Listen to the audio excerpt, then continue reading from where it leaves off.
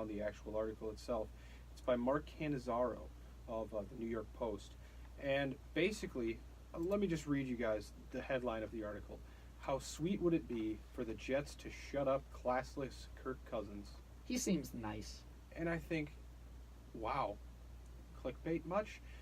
I'm reading some of his other article headlines. The NFL's loudest mouth went silent when it mattered. Oh, who's the loudest mouth? Let's click on that. Patrick Mahomes is the next face of the NFL. Even Tom Brady knows it, which I think is putting a lot of pressure on a young quarterback like that. We'll talk about that maybe later. But anyways, I'm going to read the first little bit of this article and then dive into it more. Is there a Jets fan alive who doesn't crave seeing the Jets defense dismantle Kirk Cousins and the Vikings on Sunday at MetLife Stadium and then ask the Minnesota quarterback this? You like that? Forget a win over the 3-2-1 Vikings would be a third consecutive victory for the young upstart Jets, who would be 4-3 in the thick of the AFC East race nearly midway through the season. The delicious byproduct would be sticking it to Cousins, who not only spurned an outlandish free agent contract offer of $90 million guaranteed over 3 years from the Jets in March, but then bragged about it, using them as leverage to Minnesota offer on a video that was posted on some media site or something that was dug up of him bragging to his wife. It was on his documentary. No, it was on his documentary that he put out. Well, supposedly bragging.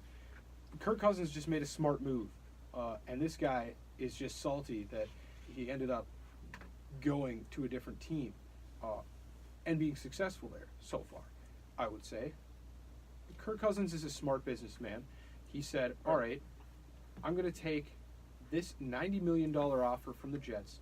I'm going to say, hey, Minnesota, look at what they offered me. And Minnesota's like, all right, we can give you a little bit. So we give him $84 million, which is a 15th less than what the Jets were offering. I think for a 15th less, I'll go to a team that's a quarterback and an offensive line short of becoming a Super Bowl contender, maybe Super Bowl favorite. If we had an offensive line right now, tell me we're not NFC top dog in NFC.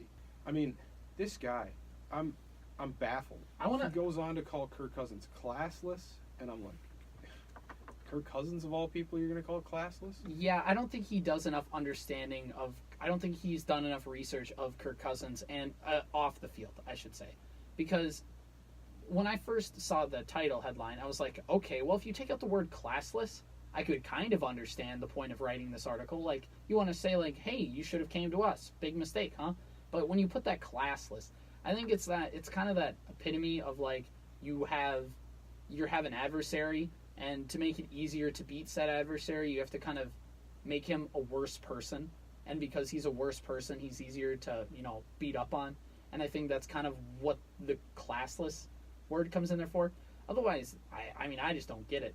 Kirk Cousins, forget his playing, he's played great this year, and forget his playing ability and how big of a dork he is, but like he doesn't seem like a classless guy by any stretch of the imagination.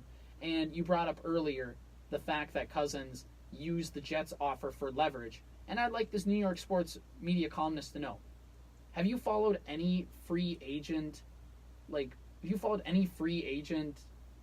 I don't know what the right word would be, but just any free agency period ever? Because that's how business works. You leverage other offers off of another. And I'm sure Kirk Cousins considered the Jets, but let's be honest. If the Paul Allen report was correct that Cousins was number one on a bullet, he probably had Minnesota as the front runner, but that doesn't mean he wasn't considering the Jets. But you can tell just how salty this guy is based on some of the points that he makes later down in the article. So he left $6 million on the table to go to Minnesota.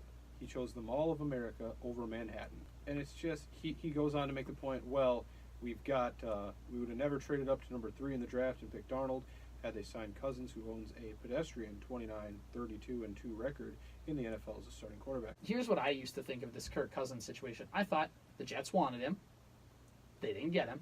But they got Darnold, who I think is going to be a pretty good quarterback in the NFL. So both teams won in this situation. I don't understand. And I get it. Like, you need to write an article for the week, but I really don't understand this kind of, he said no to us. And so here's the thing. If they've been, there was another article, not by the same person, but another article in the New York Post talking about how, if they don't get, because they didn't get Cousins, the Jets got Darnold.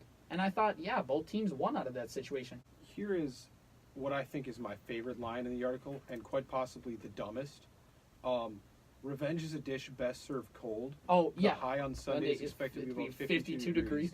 52 degrees is shorts weather right now. It's been about, and this is in Bemidji. I know in Minneapolis it's been a lot warmer. It was snowing in It Minneapolis. was a couple snowing in days ago. Minneapolis on Sunday for our game against the Cardinals, and it was really cold there. But it's been 30 for like 3 weeks here. I mean, honestly, I'm wearing a lighter sweatshirt today because this morning, or when I was driving to get here, I was like, oh, it's kind of nice today compared to how it's been the Poor last. New Yorkers You- that have to face 52-degree weather in October.